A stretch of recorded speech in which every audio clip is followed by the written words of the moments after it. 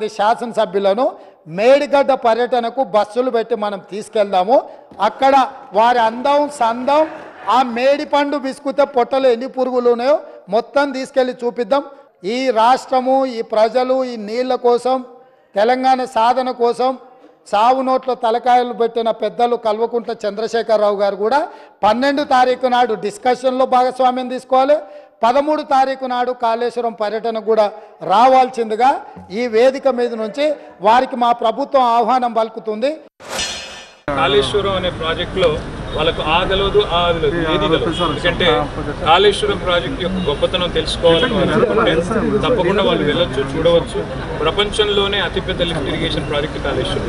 దానిలో ఒక మేడిగడ్డ బరాజ్లో ఏదో చిన్న సమస్య వస్తే దాన్ని భూతత్వంలో పెట్టి కాళేశ్వరం ఫెయిల్ అయిందని ఎవరైనా చెప్పాలనుకుంటే అది వాళ్ళ మూర్ఖత్వం అవుతుంది. ఎందుకంటే సూర్యుడి మీద ఉమ్మేస్తే వచ్చి మనం మీద పడతాం. కాళేశ్వరం ప్రాజెక్టు యొక్క ఒక్కసారి మొత్తం డెప్త్ ఏంటనేది వాళ్ళు అర్థం చేసుకుంటే ఎన్ని బరాజులు ఉన్నాయి, ఎన్ని పంప్ హౌజెస్ ఉన్నాయి, ఎన్ని గ్రావిటీ కెనాల్స్ ఉన్నాయి, ఎన్ని టన్నల్స్ ఉన్నాయి, ఇది వాళ్ళు ఒకసారి చూసి తెలుసుకొని కొంత ఇంగిత జ్ఞానం కూడా తెచ్చుకుంటే కాంగ్రెస్ వాళ్ళు కూడా మంచిది. మీరు కట్టిందే మేము స్వామి, వాళ్ళు చూడాలి, మేంగా చూడాల్సింది.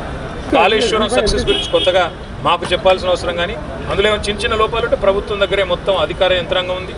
దాన్ని మంచిగా పూర్తిగా సవరించమనండి.